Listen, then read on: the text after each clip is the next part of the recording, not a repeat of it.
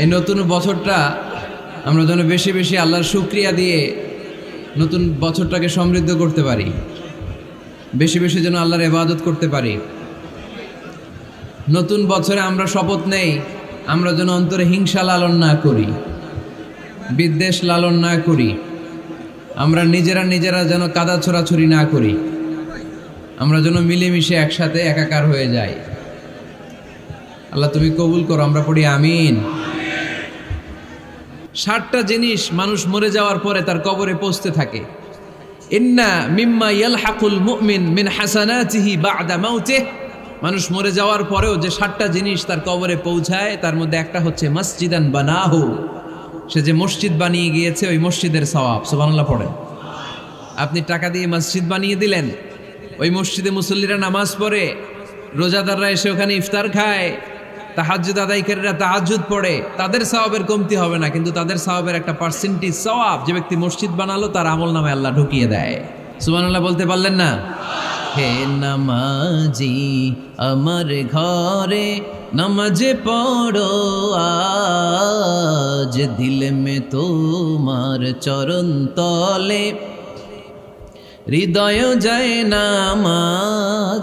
হে নামাজি আমার ঘরে নামাজ পড়ো আজ, দিল মে তোমার চরণ তলে হৃদয় যায় নামাজ। পড়েন আল্লাহু আকবার।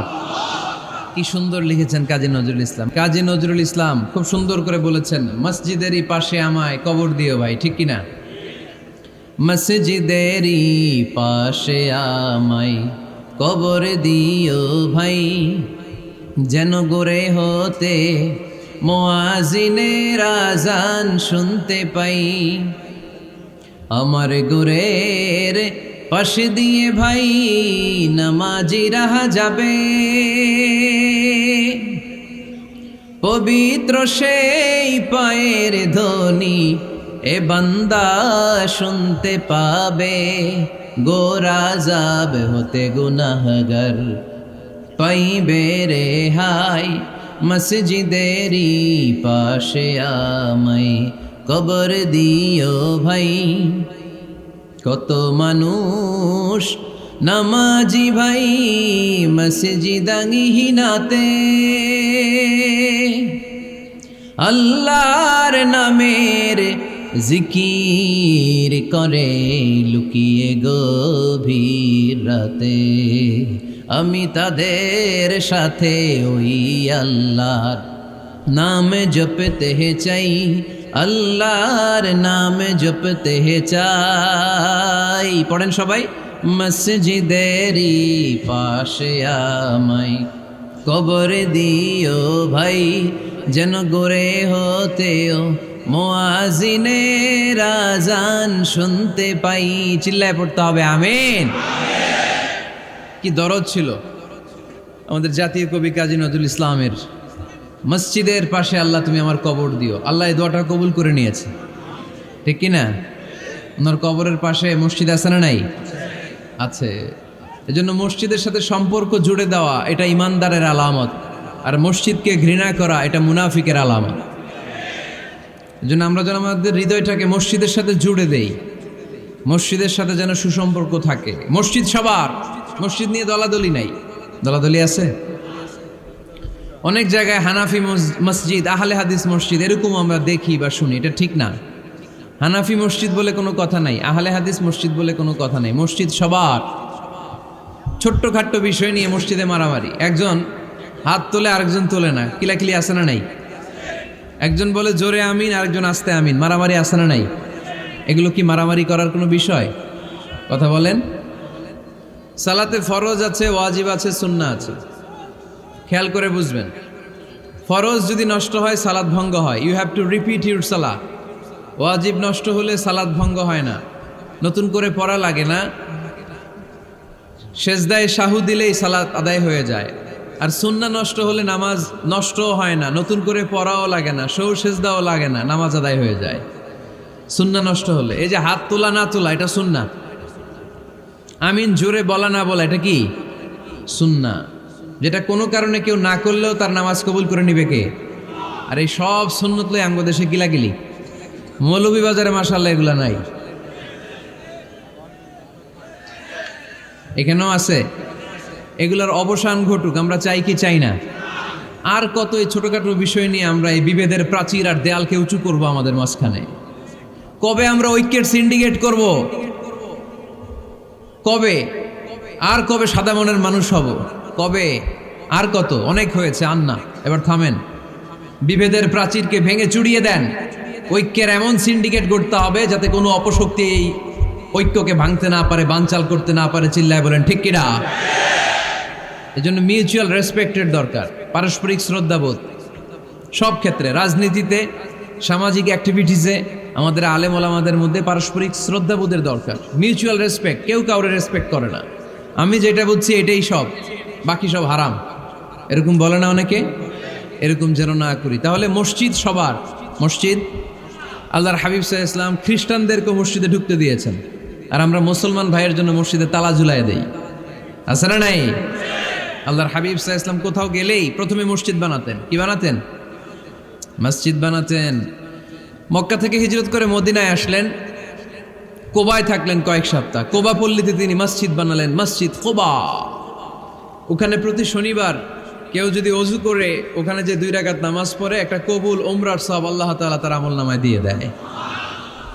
মসজিদে কোবা বানালেন। তারপরে মদিনায় এসে মসজিদে নববী বানালেন আল্লাহর হাবিব সাল্লাল্লাহু আলাইহি ওয়াসাল্লাম, মসজিদে নববী। এটা ছিল আল্লাহ রাসূল সাল্লাল্লাহু আলাইহি ওয়াসাল্লামের বৈশিষ্ট্য। কোথাও গেলেই তিনি মসজিদ বানাতেন, মসজিদে নববী। হায় রে, এখন তো কত সুন্দর মসজিদ আমরা দেখি, আমরা যে সালাত পড়ি। আল্লাহর হাবিব সাল্লাল্লাহু আলাইহি সাল্লামের সময় মসজিদে নববী কি এরকম ছিল? কথা বলেন। ফ্লোর ছিল বালুর ফ্লোর। কিসের ফ্লোর?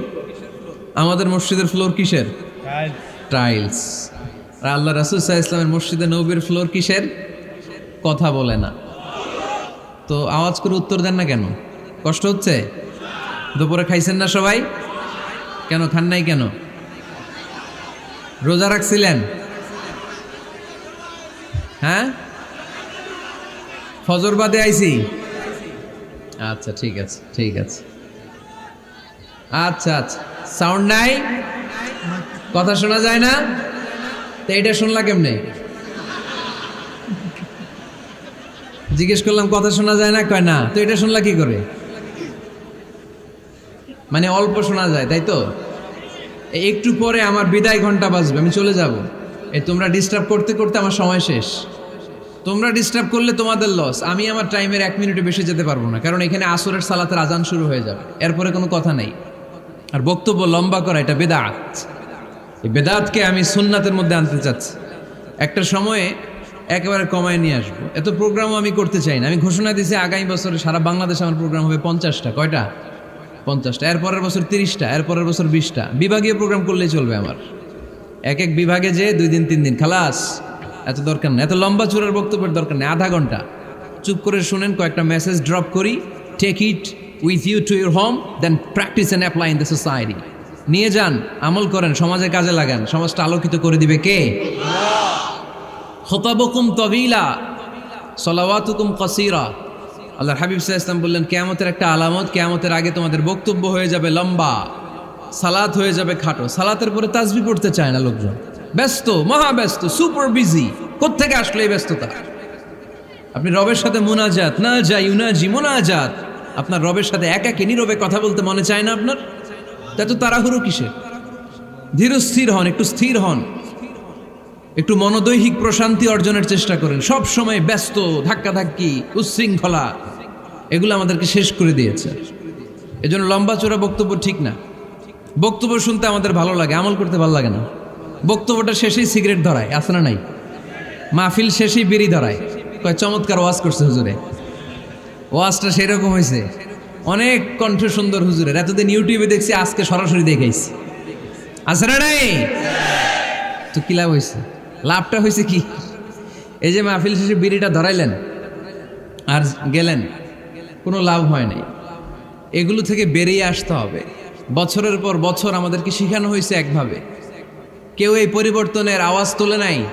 আওয়াজ আপনাকে তুলতে হবে। আওয়াজ তোলার জন্য এত মানুষ লাগে না, আপনি একাই যথেষ্ট। আপনি দাঁড়ান না সামনে, দেখবেন আপনার সামনে কেউ টিকে থাকতে পারবে না, ঠিক কিনা? কিন্তু আপনার শক্ত সিদ্ধান্ত লাগবে, পরিবর্তনের জন্য শক্ত মানসিকতা লাগবে যে আমি পরিবর্তন করতে চাই। We have to change. যুগ জামানা পাল্টে দিতে চাই না অনেকজন, এক মানুষই আনতে পারে জাতির জাগরণ। এক মানুষই বিপদকালে বাঁচায় কাফেলায়, ক্ষুদ্র ডিঙ্গি বাঁচায় জাহাজ অসীম দরিয়ায়। এজন্য আপনার শক্ত সিদ্ধান্ত পারে আপনার মৌলভীবাজারটাকে দেশের শ্রেষ্ঠ জেলা, শ্রেষ্ঠ থানা হিসেবে আল্লাহর কাছে কবুল করতে, ঠিক কিনা? এজন্য লম্বা চূড়া আলোচনা ঠিক না, ছোটখাটো অল্প কয়েকটা মেসেজ নিয়ে যেতে পারলেই that's enough. One of the minor sign before the day of judgment, your Islamic lectures will be very longer and your salah 5 times a day will be shorter. কিয়ামতের আগে বক্তব্য লম্বা, নামাজ খাটো, তাসবিহ পড়ে না, ব্যস্ত, মহাব্যস্ত। এই মহাব্যস্ততা ছাড়েন, কোরআন সুন্নাহর দিকে ফিরে আসেন। বরকত দিবে কে? বিশ্বনবীর মসজিদে নববীর ফ্লোর বালুর ফ্লোর ছিল, আমাদের ফ্লোর টাইলস। আল্লাহর হাবিব সাল্লাল্লাহু আলাইহি ইসলামের মসজিদে বালি নিচে, এই বালিতে নামাজ পড়তেন। বৃষ্টি হলে কাদামাটি হয়ে যেত, কাদামাটিতেই সেজদা করতেন। সেজদা করলে কাদার মাটি আল্লাহর হাবিব সাল্লাল্লাহু আলাইহি ইসলামের নাকে আর কপালে লেগে যেত। তিনি সালাম ফিরিয়ে সাহাবাদের দিকে মুখ ফিরিয়ে বসলে দেখতেন প্রতিটা সাহাবীর নাকে আর কপালে কাদার মাটি মিশে আছে। তার মানে প্রিয় নবী সাল্লাল্লাহু আলাইহি ইসলামের মসজিদে নববী ছিল কাঁচা, কিন্তু মুসল্লি ছিল পাকা। আমাদের মসজিদগুলা হয়েছে পাকা, কিন্তু মুসল্লি কাঁচা, ঠিক কিনা? ফজরের সালাতে মানুষ নাই। ইমাম সাহেব আছেন কে কে এলাকায়? দেখি ইমাম, মসজিদের ইমাম, মাশাআল্লাহ। আপনাদের এইখানে ওই মসজিদে ফজরের নামাজে কয় কাতার হয়? 5 জন 6 জন? কেনে এত কম? কেনে? হ্যাঁ, আসে না, আসতে চায় না লোকজন। তো এই যে 5-6 জন ফজরের সালাতে, কল্পনা করতে পারেন ফজরের সালাতে এত কম লোক? ফজরের জামাতে লোক যায় না, এটা একটা মহামারী।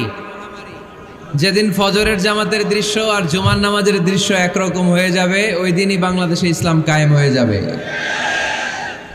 এখন স্লোগান তোলে বিপ্লব বিপ্লব, ইসলামী বিপ্লব।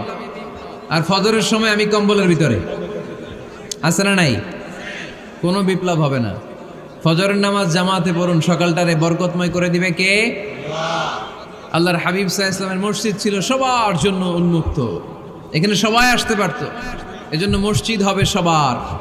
আমরা মসজিদের আবাদকারী হতে চাই। এজন্য রাব্বুল আলামিন বলেন, ইন্নামা ইয়া'মুরু মাসাজিদাল্লাহি মান আমানা বিল্লাহি ওয়াল ইয়াউমিল আখির وأقام الصلاة وآتى الزكاة ولم يخش إلا الله فعسى أولئك أن يكونوا من المهتدين سبحان الله পড়েন। রব্বুল আলামিন বললেন মসজিদের আবাদকারী হবে তারা যারা আল্লাহর প্রতি ঈমান আনে, আখিরাতের প্রতি ঈমান আনে, যারা সালাত কায়েম করে, যারা যাকাত আদায় করে, যারা দুনিয়ার কাউকে ভয় পায় না, ভয় পায় একজনকে। চিল্লায় বলেন তিনি কে? যাদের হৃদয়ে আছে আল্লাহর ভয়, তারা কবু পথ ভুলে যায় না। আল্লাহর প্রেম ছাড়া এই দুনিয়া কারো কাছে কোনো কিছু চায় না, ঠিক কিনা? তাহলে যারা মসজিদের আবাদকারী এরা ভয় পায় একজনকে, চিল্লায় বলেন তিনি কে? মসজিদের আবাদকারীদের প্রথম গুণ, তারা আল্লাহয় বিশ্বাস করে, তারা আখিরাতে বিশ্বাস করে, তারা সালাত কায়েম করে, তারা যাকাত আদায় করে, তারা আল্লাহ ছাড়া পৃথিবীর কাউরে ভয় পায় না। আল্লাহ বলেন ফাআসা উলাইকা আইয়াকুনু মিনাল মুহতাদিন, আশা করা যায় তারাই হলো হেদায়েতের রাস্তার উপরে আছে, ঠিক কি না? তারাই মসজিদের আবাদকারী, যারা মসজিদে যায়, সালাত আদায় করে। এখন মসজিদের আবাদকারী আপনি হতে চান, আপনি মসজিদে যান না, আপনি আবাদকারী হতে পারবেন? মসজিদের অনেক সভাপতি আছে মসজিদে যায় না, আছে না নাই? মৌলভীবাজারে এই সমস্যা বোধহয় নাই। মসজিদের সেক্রেটারি মসজিদে যায় না, আছে না নাই? তাহলে হইল, এটা হইল, এটা মেনে নেওয়া যায়? এজন্য সভাপতি সাহেবরা, আপনি কষ্ট করে মসজিদ বানিয়েছেন, মসজিদে যাবেন। সভাপতি সাহেব আপনি মসজিদে যাবেন, সেক্রেটারি সাহেব আপনি মসজিদে যাবেন, তাহলে আপনি সঠিক মসজিদের আবাদকারী হবেন, ঠিক কিনা? আমরা মসজিদের আবাদকারী হতে চাই, ইনশাআল্লাহ পড়েন। উমরানুল মাসাজিদ, মসজিদের আবাদ কি করে করতে হয়? মসজিদ আবাদ করার এক নাম্বার মাধ্যম হচ্ছে মসজিদ নির্মাণ করা। কি করা? নির্মাণ করা। খেয়াল করবেন, আল্লাহর হাবিব সাল্লাল্লাহু আলাইহি ওয়াসাল্লাম বলেছেন, মান বানা মসজিদান মিন মালিহি ফিদ দুনিয়া বানাল্লাহু লাহু বাইতান ফিল জান্নাহ। যে ব্যক্তি নিজের পকেটের টাকা খরচ করে দুনিয়াতে মসজিদ বানায়, আল্লাহ তাআলা তার জন্য জান্নাতে ঘর বানায়। 60টা জিনিস মানুষ মরে যাওয়ার পরে তার কবরে পৌঁছতে থাকে। ইন্না মিম্মা ইয়ালহাকুল মুমিন মিন হাসানাতিহি বা'দা মাউতিহি, মানুষ মরে যাওয়ার পরেও যে 60টা জিনিস তার কবরে পৌঁছায়, তার মধ্যে একটা হচ্ছে মসজিদান বানাহু, সে যে মসজিদ বানিয়ে গিয়েছে ওই মসজিদের সওয়াব। সুবহানাল্লাহ পড়েন। আপনি টাকা দিয়ে মসজিদ বানিয়ে দিলেন, ওই মসজিদে মুসল্লিরা নামাজ পড়ে, রোজাদাররা এসে ওখানে ইফতার খায়, তাহাজ্জুদ আদায়কারীরা তাহাজ্জুদ পড়ে, তাদের সওয়াবের কমতি হবে না, কিন্তু তাদের সওয়াবের একটা পার্সেন্টেজ সওয়াব যে ব্যক্তি মসজিদ বানালো তার আমল নামে আল্লাহ ঢুকিয়ে দেয়। এজন্য বেশি বেশি মসজিদ বানাতে রাজি আছেন তো? তাহলে মসজিদ আবাদ করার প্রথম মাধ্যম হচ্ছে মসজিদ বানানো। 2 নাম্বার মাধ্যম হচ্ছে মসজিদে যেয়ে জামাতে সালাত আদায় করা। জামাতে সালাতুল জামাআ তাফদুলু সালাতাল ফাযযি বি27 দারাজা। ঘরে নামাজ পড়লে একা একা পড়লে যেই সওয়াব, জামাতে পড়লে 27 গুণ বেশি সওয়াব। সুবহানাল্লাহ বলতে পারলেন না? হে নামাজি আমার ঘরে নামাজে পড়ো আজ, দিলে মে তোমার চরণ তলে হৃদয় যায় নামাজ। হে নামাজি আমার ঘরে নামাজে পড়ো আজ, দিলে মে তোমার চরণ তলে হৃদয় যায় নামাজ। পড়েন আল্লাহু আকবার। কি সুন্দর লিখেছেন কাজী নজরুল ইসলাম। মসজিদ কেমন যেন মসজিদ তার নিজের ভাষায় আল্লাহর কাছে কেঁদে কেঁদে ফরিয়াদ জানায়, আল্লাহ নামাজিরা আমার ঘরে আসে না, কি সুন্দর টাইলস, কি সুন্দর মুসল্লা, কি সুন্দর এয়ার কন্ডিশন, সব আছে কিন্তু মুসল্লি নাই, ঠিক কিনা? মসজিদগুলো আল্লাহর কাছে ফরিয়াদ জানায়। এজন্য আমরা যেন মসজিদমুখী হই। কি মুখী? আওয়াজ করে বলতে হবে, কি মুখী? মসজিদমুখী। তাহলে মসজিদ আবাদের 1 নাম্বার পদ্ধতি মসজিদ বানানো। 2 নাম্বার মসজিদে বেশি বেশি যে জামাতে সালাত আদায় করা। 3 নাম্বারে মসজিদের সাথে সম্পর্ক জুড়ে দেওয়া, হৃদয়টা যেন সবসময় মসজিদের সাথে লেগে থাকে। আল্লাহর হাবিব সাল্লাল্লাহু আলাইহি ওয়াসাল্লাম বললেন, সাবআতুন ইউযিল্লুহুমুল্লাহু ফি যিল্লিহি ইয়াউমা লা যিল্লা ইল্লা যিল্লু। 7 শ্রেণীর ব্যক্তিকে আল্লাহ তাআলা কিয়ামতের দিন আরশের নিচে ছায়া দিবে, যেদিন আল্লাহর আরশের ছায়া ছাড়া কোনো ছায়া পৃথিবীতে থাকবে না। সেই দিনটা কি এই দিনের মতো? কিয়ামতের দিনটা আজকের এই দিনের মতো হবে? 50,000 বছর হবে। এটা লেন্থ, এটা ডিউরেশন। কাআন সাফসাফা লা তারা ফিহা ইওয়াজা ওয়ালা আমতা, লেভেল প্লেইং ফিল্ড, তামার জমিন। একটু কল্পনা করেন তো ওই দিনটা কত ভয়ঙ্কর।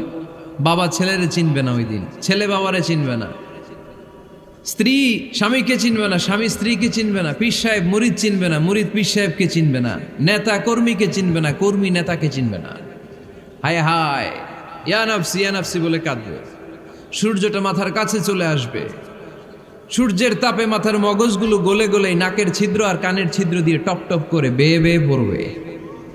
তৃষ্ণায় মানুষগুলো পাগল পাড়া, জিহ্বাটা বের হয়ে নাভি পর্যন্ত ঝুলতে থাকবে। সেদিন সবাই পাগলের মতো ছুটতে থাকবে, কোনো ছায়া নাই আল্লাহর আরশের ছায়া ছাড়া।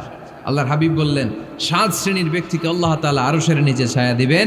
এর মধ্যে 1 শ্রেণীর ব্যক্তি রাজুলুন কলবুহু মুআল্লাকুন বিল মাসাজিদ, ওই ব্যক্তি যার হৃদয়টা সবসময় আল্লাহর মসজিদের সাথে লেগে থাকে। মসজিদের সাথে যার হৃদয় লেগে থাকে তাকে আরশের নিচে ছায়া দিবে কে? এজন্য মসজিদের সাথে যেন আমাদের হৃদয়গুলো লেগে থাকে। অনেকেই দেখবেন এত ভালো নামাজে, জোহর পরে টেনশন করে আসরটা কই পড়বো, আসর পরে চিন্তা করে মাগরিবের সময় আমি কোথায় থাকবো, মাগরিবের সময় টেনশন, ইস এশাটা হয়ে গেলেই তো শেষ। এরকম লোক আছে না নাই? এদেরকে সেই কঠিন ভয়াবহ দিনে আরশের নিচে ছায়া দিবে কে? তারপরে মসজিদ আমাদের 4 নাম্বার পদ্ধতি, মসজিদকে পরিচ্ছন্ন রাখা, মসজিদকে ঝাড়ু দেয়া। মসজিদকে যারা পরিষ্কার করে তাদের হৃদয়ের যন্ত্রণা দূর করে দেয় কে? সাইয়েদনা ইব্রাহিম আলাইহিস সালাম এবং ইসমাঈল আলাইহিস সালামকে আল্লাহ তাআলা আদেশ করেছেন তাহহিরা বাইতিয়া লিত্তাইফিনা ওয়াল আকিফিনা ওয়ার রুকআই সুজুদ। হে ইব্রাহিম, ইসমাঈল, বাপ বেটা দুইজন মিলে মসজিদ ঝাড়ু দাও। কি ঝাড়ু দাও?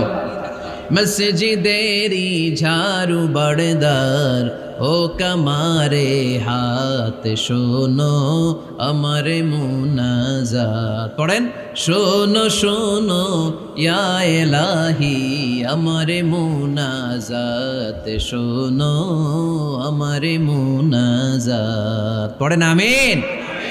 মসজিদ ঝাড়ু দেওয়া মসজিদ আবাদের অন্তর্ভুক্ত। আপনারা কেউ কোনোদিন মসজিদ ঝাড়ু দিয়েছেন নাকি? কে কে দিয়েছেন দেখি? সবাই? সবাই মসজিদের খাদেম? মাশাআল্লাহ। আমিও দিছি মসজিদ ঝাড়ু, অনেক দিছি। মাশাআল্লাহ, আল্লাহ তুমি কবুল করো। যাদের হৃদয়ে বড় জ্বালা, ফ্যামিলিতে সুখ নাই, শান্তি নাই, তারা হৃদয়ে প্রশান্তি আনতে চাইলে এতিমখানায় যাবেন, এতিমের মাথায় হাত বুলিয়ে দিবেন, এতিমের মুখে খাবার তুলে দিবেন। আপনার হৃদয়টারে নরম করে দিবে কে? আল্লাহর ঘর মসজিদে যাবেন, নিজ হাতে মসজিদটারে একটু পরিষ্কার করে দিবেন, আপনার জীবনটারে উজালা করে দিবে কে? তাহলে এগুলো করার মাধ্যমে আমরা মসজিদের আবাদ করতে চাই। আমরা মসজিদের আবাদকারী হতে চাই কি চাই না?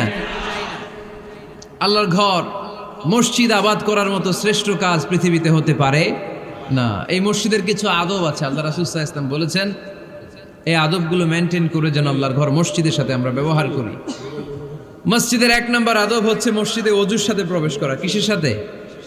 ওযু করে পরিচ্ছন্ন হয়ে মসজিদে প্রবেশ করা। এজন্য অপবিত্র অবস্থায় গোসল ফরজ, এরকম অবস্থায় মসজিদে ঢোকা যাবে? কথা বলেন, ঢোকা যায়? যেই নারীদের মাসিক চলতেছে, মেনস্ট্রুয়েশনাল পিরিয়ড চলতেছে, ওই নারীদের পক্ষে মসজিদে ঢোকা জায়েজ আছে? নাই। তাহলে এটা হলো 1 নম্বর আদব। মসজিদে ঢোকার সময় কি করে ঢুকবো? ওযু করে। আওয়াজ করে বলেন, কি করে ঢুকবো? ওযু করে। 2 নম্বর আদব হচ্ছে মসজিদে যাওয়ার সময় সবচেয়ে ভালো জামাটা পরে যাব, সবচেয়ে ভালো পাঞ্জাবিটা পরে যাব। জান তো আপনারা? না সবচেয়ে সিরাটা পরে যান? হ্যাঁ, অনেকের নামাজের জন্য একটা পুরান জামা আছে, সিরা পাড়া, এদিকে হাত উঠাইলে দিকতে দেখা যায়, আছে না নাই? সবচেয়ে সিরা পাড়াটা রাখে নামাজের জন্য, কপাল পোড়া। আর সুন্নাতে খাতনার অনুষ্ঠানে গেলে মাশাআল্লাহ লেহেঙ্গা গায়ে দেওয়া যায়, আছে না নাই? না, আপনি ইবাদতের জন্য সবচেয়ে সুন্দর জামাটা রাখবেন। এজন্য রাব্বুল আলামিন বলেন, ইয়া বানি আদম খুযু জিনাতাকুম ইনদা কুল্লি মসজিদ। ও বনি আদম, তুমি যখন আল্লাহর ঘর মসজিদে ঢুকবা, ও বনি আদম, তুমি যখন নামাজের মুসল্লায় দাঁড়াবা, তোমার সবচাইতে দামি, সবচাইতে সুন্দর জামাটা গায়ে দিয়ে তুমি নামাজে দাঁড়াও। ঠিক কি না? তাহলে এখন মসজিদে যাওয়ার সময় কি গায়ে দিয়ে যাবেন বলেন? খিতা করবাইন?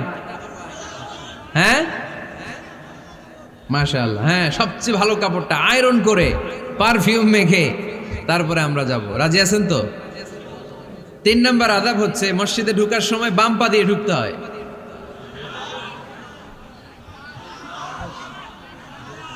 কোন পা? আরো জোরে। এদেরকে গুতা মারা লাগে, নাইলে আওয়াজ বাড়ে না। এরকম ভলিউম টাইট করতে হয়, ভলিউম হাই করলে আর পরে বাড়ে। এমনি বলতে চায় না। আর ঘটনা কি? হ্যাঁ, খায় নাই। বদরের যুদ্ধ হয়েছিল রমাদানে, কোনো সাহাবী খায় নাই, না খাইয়া একেবারে সাইজ করে দিছে কাফেরদেরকে। আমরা না খেলেও আমাদের হৃদয়ে ইমানি শক্তি আছে না নেই? এই তো বোঝা যাচ্ছে ইমানি শক্তি আছে। এতক্ষণ আছিল কই? তো মসজিদে ঢোকার সময় কোন পা দিয়ে? এগুলো মনে থাকে আমাদের?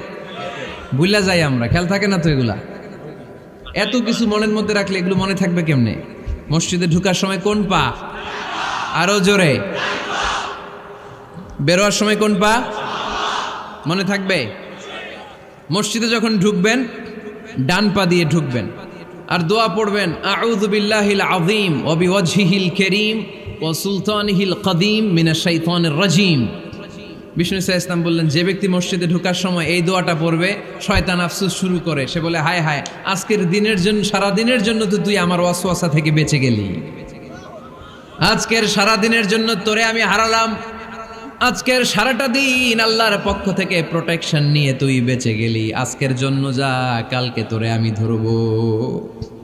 এজন্য এই দোয়াটা পড়ার দরকার আছে না? আউযু বিল্লাহিল আযীম ওয়া বিওয়াজহিল কারীম ওয়া সুলতানিহিল কাদীম মিনাশ শাইতানির রাজীম। 4টা বাক্যের দোয়া। মুখস্থ করতে কষ্ট হলে যে ইউটিউবে চলে যাবে আজকেই, ওখান থেকে শুনে আপনারা মুখস্থ করে নেবেন, এই দোয়াটা পড়বেন। তাহলে ওই দিনের জন্য শয়তানের ওয়াসওয়াসা, টেম্পটেশন, প্রভোকেশন থেকে আপনি আল্লাহ তাআলার প্রোটেকশনে চলে গেলেন। সুবহানাল্লাহ পড়েন। তারপর আল্লাহর হাবিব বললেন, ঢুকার আগে আমারে সালাম দাও। পড়বেন, আসসালামু আলাইকা আইয়ুহান নাবিয়্যু ওয়া রাহমাতুল্লাহি ওয়া বারাকাত। এই 2টা জিনিস যখন করে ফেললেন, তখন ডান পা দিয়ে পড়বেন, আল্লাহুম্মা আফতাহ লি আবওয়াবা রাহমাতিক। সুবহানাল্লাহ পড়েন। আল্লাহুম্মা আফতাহ লি, ও আল্লাহ আমার জন্য তুমি খুলে দাও আবওয়াবা রাহমাতিক, তোমার রহমতের দরজা। তার মানে মসজিদে ঢুকলে রহমত পাওয়া যায় কি যায় না? মসজিদে ঢুকলে পাওয়া যায় রহমত। মসজিদের বাইরে রহমতের কথা আল্লাহ বলে নাই, মসজিদের ভিতরে রহমত। কোথায় রহমত? কোথায়? মসজিদের ভিতরে রহমত আছে না? তার প্রমাণ, মসজিদে ঢুকলেই শান্তি লাগে কেমন জানি, আর ঘুমে ধরে। মসজিদে ঘুমাইছেন কারা কারা দেখি?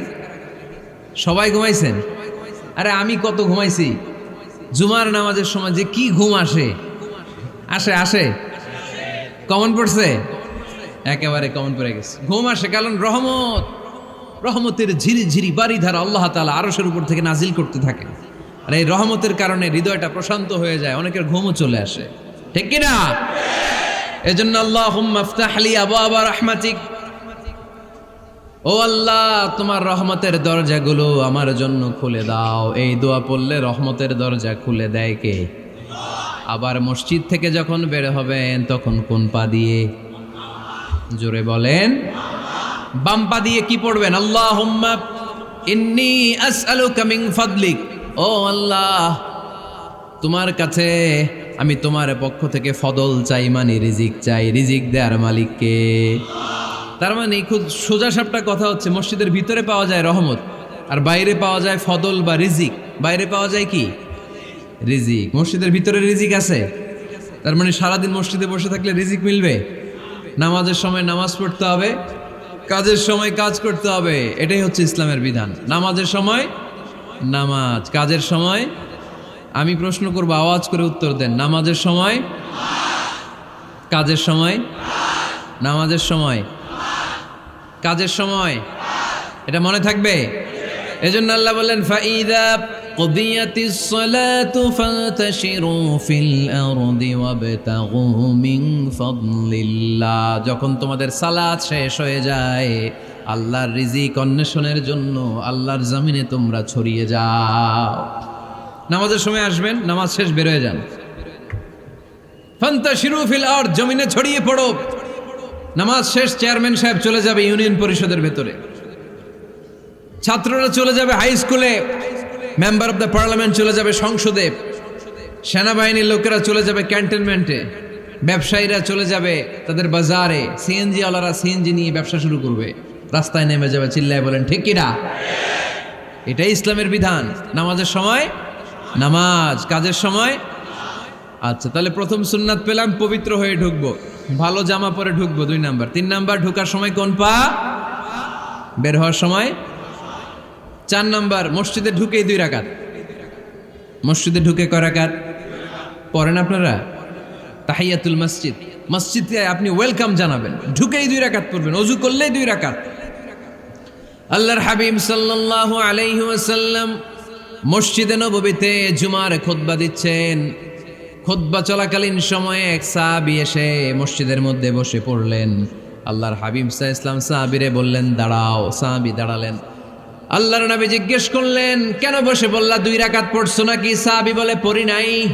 বিশ্বনবী বললেন, তাহলে তাড়াতাড়ি 2 রাকাত নামাজ পড়ে বসে যাও। সুবহানাল্লাহ পড়ে। 2 রাকাত পড়ো নাই তো পড়ো, দাঁড়াও, তারপরে বসো। দেখেন, খুতবা চলাকালীন সময়ে আমাদের খতিবরা কখনো খুতবা থামায়? কথা বুঝেন নাই? জুমার খুতবা আপনারা শুনেন না? খুতবা চলতেছে, ওই মুহূর্তে ইমাম সাহেবরা কখনো খুতবা থামায়? মাঝখানে কোনো ঝামেলা হলে থামায় না। প্রথম খুতবা শেষ, বসে, তারপরে দ্বিতীয় খুতবা। খুতবার মাঝখানে কোনো থামাথামি নাই। কিন্তু আল্লাহর হাবিব সাল্লাল্লাহু আলাইহি সাল্লাম কেমন খতিব ছিলেন দেখেন। আল্লাহর হাবিব সাল্লাল্লাহু আলাইহি সাল্লামের খুতবা দেওয়ার স্টাইল অ্যান্ড অ্যাটিটিউড এবং আমাদের খুতবা দেওয়ার স্টাইল অ্যান্ড অ্যাটিটিউড আল্লাহ রাসূল সাল্লাল্লাহু আলাইহি ওয়াসাল্লামেরটা কত প্রাণবন্ত ছিল। আল্লাহ রাসূল সাল্লাল্লাহু আলাইহি ওয়াসাল্লাম সোসাইটি ওরিয়েন্টেড একজন পার্সোনালিটি ছিলেন, সমাজের মানুষ কেন্দ্রিক, খুব সামাজিক ছিলেন আল্লাহ রাসূল সাল্লাল্লাহু আলাইহি ওয়াসাল্লাম। তিনি দেখলেন একজন বসে পড়ছে, উনি খুতবা থামায় দিলেন, জুমার খুতবা থামায় বললেন, এই নামাজ পড়ছো না, পড়ো 2 রাকাত পড়ো। আবার খুতবা শুরু করলেন, সুবহানাল্লাহ পড়বেন না? একবার তিনি খুতবা দিচ্ছেন, দেখলেন আল্লাহ রাসূল সাল্লাল্লাহু আলাইহি ওয়াসাল্লামের 2 জন নাতি হাসান আর হুসাইন রাদিয়াল্লাহু তাআলা আনহুমা, ছোট্ট মানুষ, কাতারের ভিতরে ঢুকে কোন সাহাবী টুপি টান দেয়, কারো পাগড়ি ধরে টান দেয়, একজন এদিকে দৌড় দেয়, আরেকজন ওদিকে দৌড় দেয়, মসজিদে একটা ডিস্টার্ব হচ্ছে। আল্লাহর হাবিব সাল্লাল্লাহু আলাইহি ওয়াসাল্লাম খুতবা থামিয়ে দিলেন, মিম্বার থেকে নেমে আসলেন, 2 নাতিকে 2 হাতে ধরলেন, ধরে আস্তে করে জান্নাতের এই 2 সর্দারকে নিয়ে মিম্বারের উপরে দাঁড়ালেন, এই হাতে এই নাতি, ওই হাতে আরেক নাতি। এরপর দাঁড়িয়ে দাঁড়িয়ে তিনি বাকি খুতবা দিলেন, পড়েন সুবহানাল্লাহ। কত প্রাণবন্ত খুতবা! উনিও খুতবা দিতেন, আমরাও খুতবা দেই। আল্লাহর হাবিব সাল্লাল্লাহু আলাইহি ওয়াসাল্লাম খুতবা দিচ্ছেন, এক সাহাবী এসে বলল, ইয়া রাসূলুল্লাহ, মদিনায় দুর্ভিক্ষ, বৃষ্টি নাই, আপনি বৃষ্টির দোয়া করেন। রাসূল সাল্লাল্লাহু আলাইহি ওয়াসাল্লাম খুতবা থামায় দিলেন, থামায় দিয়ে দোয়া শুরু করলেন, আল্লাহুম্মা আসকিনা গাইসান মুগীসান মারিআন মুরিআন নাফিআন গায়রা দার আজিলান গায়রা আজল। আল্লাহ উপকারে বৃষ্টি দেন, যে বৃষ্টিতে আমাদের ফসল জন্মাবে, সবুজ ঘাস লতা পাতা জন্মাবে, আমাদের গবাদি পশুর রিজিক বাড়বে, এরকম উপকারী বৃষ্টি আমাদেরকে দিয়ে মদিনাটারে ধন্য করে দেন। বৃষ্টি শুরু হলো, জুমাবার বৃষ্টি, শনি রবি সোম মঙ্গল বুধ বৃহস্পতি শুক্র, টানা 7 দিন বৃষ্টি। এবার বৃষ্টির চোটে মদিনায় বন্যা হয়ে গেছে। এতদিনে দুর্ভিক্ষ, এতদিনে কি, এখন বৃষ্টির বরকতের দোয়া করছে, বৃষ্টিতে এবার বন্যা। যেই সাহাবী বৃষ্টির জন্য দোয়া করতে বলেছিলেন, পরের জুমাবারের খুতবার সময় এসে ওই সাহাবী বলেন, ইয়া রাসূলুল্লাহ, আবার খুতবার মাঝখানে, ইয়া রাসূলুল্লাহ, আর বৃষ্টির দরকার নাই, আর দরকার নেই, এবার বৃষ্টি বন্ধের দোয়া করেন। আল্লাহর হাবিব সাল্লাল্লাহু আলাইহি ওয়াসাল্লাম খুতবা থামিয়ে আবার বন্ধের দোয়া, আল্লাহুম্মা হাওয়ালাইনা ওয়ালা আলাইনা, হে আল্লাহ আমাদের চারিদিকে দেন, মদিনাতে আর বৃষ্টির দরকার নাই। চিল্লায় পড়েন সুবহানাল্লাহ। এজন্য খতিব হবে এরকম প্রাণবন্ত খতিব। সমাজে কি চলে, কি ক্রাইসিস, কি সংকট, ইয়াংরা কোন সমস্যায় ভোগে, আমাদের রাজনৈতিক অঙ্গনে কি সমস্যা, আমাদের অর্থনৈতিক অঙ্গনে কি সমস্যা, আমাদের সামাজিক অঙ্গনে কি সমস্যা, আমাদের পরিবারগুলোর ভেতরে কি ঝামেলা, প্রত্যেকটা কথা মসজিদের মিম্বার থেকে আসার দরকার আছে না নাই? আল্লাহর হাবিব সাল্লাল্লাহু আলাইহি ওয়াসাল্লাম এভাবেই সমাজকে ঠিক করে দিতেন। 2 রাকাত মসজিদে ঢুকে আজকে থেকে আমরা পড়ব। মসজিদে ঢুকলেই কয় রাকাত মনে থাকবে না ভুলে যাবেন? তারপরে আল্লাহর হাবিব সাল্লাল্লাহু আলাইহি ওয়াসাল্লাম বলেছেন, খবরদার কবরের উপর মসজিদ বানিও না। কবরস্থান একদিকে, মসজিদ আর একদিকে, কিন্তু বাংলাদেশে মসজিদের সাথে কবর মিলানো আছে না নাই? ছোট্ট একটা মসজিদ, কিন্তু এত বড় বাবার কবর আছে না নাই? এগুলো করবেন না আপনি। আগে হবে মসজিদ, পরে কবরস্থান। যেমন মসজিদে নববী হয়েছে আগে, তারপরে বিশ্বনবীর কবর এখানে আছে না নাই? মসজিদে নববী প্রতিষ্ঠিত হয়েছে আগে, পরে বাকি কবরস্থান আছে না নাই? কিন্তু কোন আল্লাহর ওলির কবরস্থানের উপরে যদি মসজিদ বানান, তার উপর লানাত দিয়েছে কে? লাআনা রাসূলুল্লাহ আলাল ইয়াহুদ ওয়ান নাসারা ইত্তাখাযু কুবুর আমবিয়াইহিম মাসাজিদা। আল্লাহর রাসূলের লানত ইহুদি নাসারাদের উপর, কারণ ইহুদি আর নাসারাদের একটা খাসলাত, একটা বৈশিষ্ট্য ছিল, তারা তাদের নবীদের কবরের উপরে মসজিদ বানায় ফেলতো। এটা করা যাবে? এজন্য এলাকায় এলাকায় এই ঝামেলা, কবর আর মসজিদ হবে আলাদা। আবার মসজিদের কেবলার দিকে যেন কবরস্থান না হয়, তাহলে শিরক হওয়ার সম্ভাবনা আছে না নাই? খুব সাবধান, আল্লাহ সব মাফ করে কিন্তু শিরক মাফ করে না, ঠিক কি না? শিরক হচ্ছে মহাপাপ, সব পাপের বাপ। এজন্য আমরা সব করলেও শিরকের গুনাহ মুসলমান কখনো করতে পারে। এরপর আল্লাহর হাবিব বললেন, মসজিদকে পরিষ্কার পরিচ্ছন্ন রাখো, এটাও মসজিদের আদাব। মসজিদে আতর লাগিয়ে দেন, বাখুর জ্বালিয়ে দেন। আপনাদের এই এলাকার মধ্যে তো বাখুরের অভাব নাই, আগরের অভাব নাই, ঠিক কিনা? গতকাল প্রোগ্রাম ছিল কই? সুজানগর, আগরের রাজধানী। আগর চিনেননি আপনারা? হ্যাঁ, এই যে দেহনেল উদ পারফিউম, আপনাদের এই যে মাহাতাব সাহেবের আল হারামাইন, এরপরে যে আজমল কোম্পানি, এও আপনাদের এই মৌলভীবাজার এলাকার। এরকম অনেক কোম্পানি আছে দুবাই ভিত্তিক, গোটা বিশ্বে ওনারা ব্র্যান্ডিং করেছে। এগুলোর র ম্যাটেরিয়াল, কাঁচামাল যায় হচ্ছে আপনাদের মৌলভীবাজার থেকে। সম্মানিত ভাইয়েরা, মসজিদ পরিষ্কার পরিচ্ছন্ন রাখবেন, এই বাখুর জ্বালাবেন, দেহনেল উদ, এই পারফিউমগুলো ছড়িয়ে দিবেন। মসজিদের মধ্যে অনেক মসজিদে দুর্গন্ধ আছে না নাই? এই কার্পেটের মধ্যে ময়লা, পরিষ্কার করেন। আল্লাহর হাবিব সাল্লাল্লাহু আলাইহি ওয়াসাল্লাম বলেছেন, খবরদার। আম্মা জান আয়েশা বর্ণনা করেন, আমার রাসূলুল্লাহ সাল্লাল্লাহু আলাইহি ওয়াসাল্লাম বিবিনাইল মসজিদ ফি দুয়ার, ওয়া আন তুতাইয়াবা ওয়া তুনাজ্জাফ, আমরা যেন এলাকা এলাকায় মসজিদ বানাই, মসজিদগুলোকে যেন পারফিউম দিয়ে আতর দিয়ে সুগন্ধময় করে দেয়, বিশ্বনবী আদেশ করেছেন। সুবহানাল্লাহ পড়েন। এজন্য কোনো অপরিচ্ছন্ন মসজিদ থাকতে পারবে না। মসজিদের পাশ দিয়ে গেলে আতরের ঘ্রাণে আমোদ হয়ে লোকজন যেন বুঝতে পারে এটা আল্লাহর ঘর, মসজিদ। চিল্লায় বলেন ঠিক কিনা? এরপরে আল্লাহর হাবিব সাল্লাল্লাহু আলাইহি ওয়াসাল্লাম বলেছেন মসজিদের আরেকটা আদব হলো মসজিদকে অতিমাত্রায় ডিজাইন না করা। বেশি ডিজাইন করা যাবে না। এমন ডিজাইন করা যাবে না যে এটা মসজিদ বোঝাই যায় না। এত লাইটিং ফাইটিং করে, এটা কি মসজিদ না কমিউনিটি সেন্টার বোঝাই যায় না। আছে না নাই? আছে। এরকম যেন আমরা না করি সম্মানিত ভাইয়েরা। বিশেষ করে মসজিদের সামনের দেয়ালে। কোন দেয়ালে? সামনের দেয়ালটা কেবলার দিকে যেই দেয়াল, এই দেয়ালটা হতে হবে ফ্রেশ, যাতে করে মানুষের দৃষ্টি আকর্ষণ না করে। প্রায় মসজিদের দেয়ালের মাঝখানে দেখবেন আপনি ক্যালেন্ডার ঝুলায় রাখে, আছে না নাই? মৌলভীবাজারের কি অবস্থা? খিতা খবর আছে? তো এই যে ক্যালেন্ডার ঝুলায় রাখে, ওইখানে দেখবেন বিভিন্ন মসজিদের ছবি, এতিমখানার ছবি, মানুষের ছবি। তো মানুষ নামাজও পড়ে, আবার ওগুলোও তাকায়, আছে না নাই? প্রথম কাতারে পরে ওইখানে কি লেখা এগুলো পরে, তার ডিস্টার্ব হচ্ছে না? এই মুসল্লির দৃষ্টি যাতে অন্যদিকে না যায়, এটা খেয়াল রাখতে হবে। যদি পারা যায় মসজিদের সামনে কোনো ঘড়ি টড়ি চলবে না। ঘড়ি মসজিদের পেছনের দেয়ালে, সময়সূচি পেছনের দেয়ালে, সব পেছনে। সময় কয়টা বাজে ওটা ইমাম দেখলেই চলবে, ইমাম এভাবে দেখে নিবে, আপনারাও দেখে নেবেন। কিন্তু সামনের দেয়ালটা যত সিম্পল করা যায়। আল্লাহর হাবিব সাল্লাল্লাহু আলাইহি ওয়াসাল্লাম নামাজ পড়া অবস্থায় সামনে এমন কিছু রাখতেন না যেটার দ্বারা আল্লাহর হাবিব সাল্লাল্লাহু আলাইহি ওয়াসাল্লামের সালাতে মনোযোগ অন্যদিকে চলে যায়। আমরা যখন সালাত পড়ি, যদি অন্যদিকে তাকাই, ফেরেশতার মাধ্যমে আল্লাহ একটা ডাক দেয়, বলে আকবিল, এই বান্দা ফিরে আয়, তোর নজর থাকা দরকার সিজদার জায়গায়, ফিরে আয়। আপনি আবার যখন অন্যদিকে তাকান, আল্লাহ বলে ফিরে আয়, সিজদার দিকে তাকা।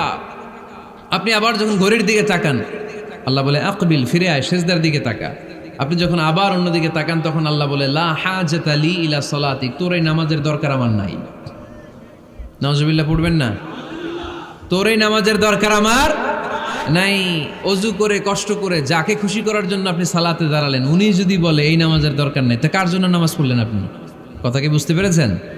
এই জন্য এলাকার গণ্যমান্য ব্যক্তিবর্গ আছে, আমাদের চেয়ারম্যান সাহেব আছে, আরো অন্যান্য বিজনেস ম্যাগনেটরা আছে। আপনারা মসজিদ যখন নির্মাণ করবেন, সামনের দেয়ালটা যত সাদামাটা হতে পারে ততই ভালো। এমনকি জায়নামাজের মধ্যে এখন কাবা ঘরের ছবি আছে না নাই? আছে না? কি মুসলমান আমরা! নিজের কাবারে নিজে লাথি মারি নামাজের আগে, মনের অজান্তে নিজের কাবাকে নিজে লাথি মারছি। এরকম জায়নামাজ ব্যবহার করা নিষেধ। চিল্লায় বলেন ঠিক কিনা? সাদা ফ্রেশ জায়নামাজ বাজারজাত করেন, আপনাদের সিদ্ধান্তই ওনাদের ব্যবসা বয়কট হয়ে যাবে।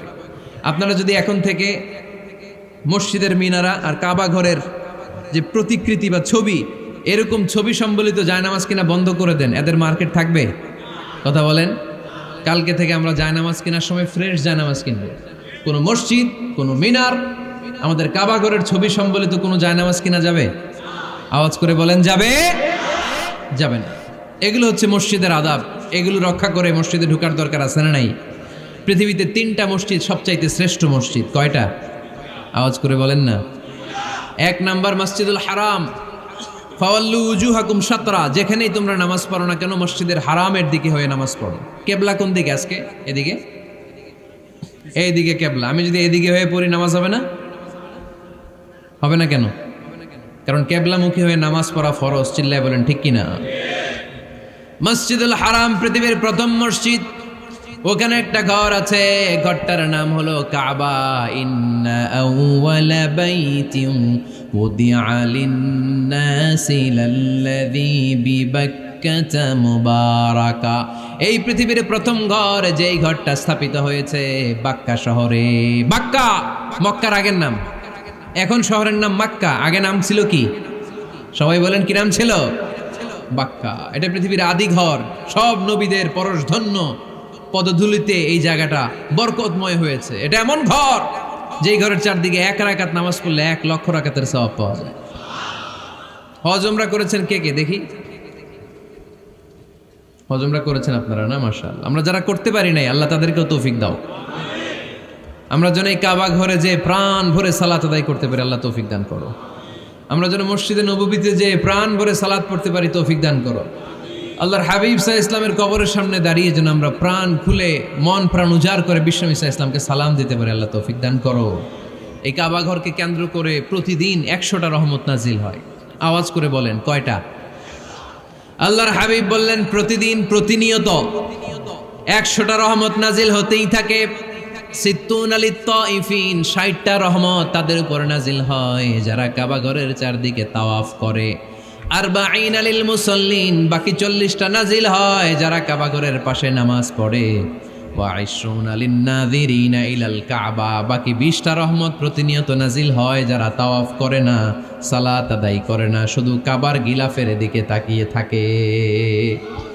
কাবার দিকে তাকায় থাকলেই সওয়াব। সুবহানাল্লাহ পড়েন। এক রাকাতে কয় লক্ষ রাকাতের সওয়াব। এজন্য আল্লাহর হাবিব সাল্লাল্লাহু আলাইহি ওয়াসাল্লাম বলেছেন লা তুশাদ্দুর রিহাল ইল্লা ইলা সালাসাতি মাসাজিদা, স্পেশাল ভার্চু এন্ড রিওয়ার্ড, বিশেষ সওয়াবের নিয়তে পৃথিবীর এই 3টা জায়গা ছাড়া কোথাও নিয়ত করে ভ্রমণ করা জায়েজ নাই। এক হচ্ছে মসজিদুল হারাম, 2 হচ্ছে মসজিদ নববী, 3 হচ্ছে মসজিদুল আকসা। এই 3টা মসজিদ ছাড়া পৃথিবীর কোনো মসজিদে নিয়ত করে সফর করা যাবে না। বিশেষ নিয়তে সফর করা যাবে না যে আমি যদি এই মৌলভীবাজারের জামে মসজিদে যাই বেশি সওয়াব পাওয়া যাবে, এই নিয়তে সফর করা যাবে না। বেশি সওয়াব শুধু এই 3 মসজিদে। মসজিদুল হারামে 1 রাকাতে কত রাকাতের সওয়াব? কথা কয় না, বুঝে নাই বোধহয়। কয় লক্ষ? আর মসজিদে নববীতে 1 রাকাতে 1000 রাকাতের সওয়াব। আরেক বর্ণনায় আছে 50,000, বর্ণনাটা দুর্বল। সহিহ বর্ণনায় এসেছে 1 রাকাতে 1000 রাকাতের সওয়াব। মসজিদুল আকসায় সালাত পড়লে 1 রাকাতে, এক বর্ণনায় এসেছে 250 রাকাতের সওয়াব, আরেক বর্ণনায় এসেছে 500 রাকাতের সওয়াব। এই 3টা মসজিদ ছাড়া যে নামাজ পড়লে বেশি সওয়াব হবে, এই নিয়তে সফর করা যাবে? চিল্লায় বলেন যাবে। তবে মসজিদটা দর্শন করার জন্য যেতে পারবেন। মসজিদটা দেখতে কেমন, এটার ক্যালিওগ্রাফিক্যাল ডিজাইন কেমন, এটার আর্কিটেকচারাল ডিজাইন কেমন, এটার দৃষ্টিনন্দন সৌন্দর্য কেমন, মসজিদটা দেখতে কেমন, দেখতে যেতে পারবেন। কিন্তু বিশেষ সওয়াব রিওয়ার্ড এই 3টা মসজিদ ছাড়া অন্য কোনো মসজিদের জন্য হবে না। এই মসজিদ হচ্ছে আমাদের সামাজিক ঐক্যের কেন্দ্রবিন্দু, এটা হচ্ছে আমাদের কমিউনিটি সেন্টার। আমরা শুধু নামাজের জন্য মসজিদকে ইউজ করি, এছাড়া আরো অনেক ইউসেজ আছে মসজিদের। খেয়াল রাখবেন, আমাদের মুসলমানদের মসজিদ হিন্দুদের মন্দিরের মতো নয়। কোথায় আজান হয়েছে?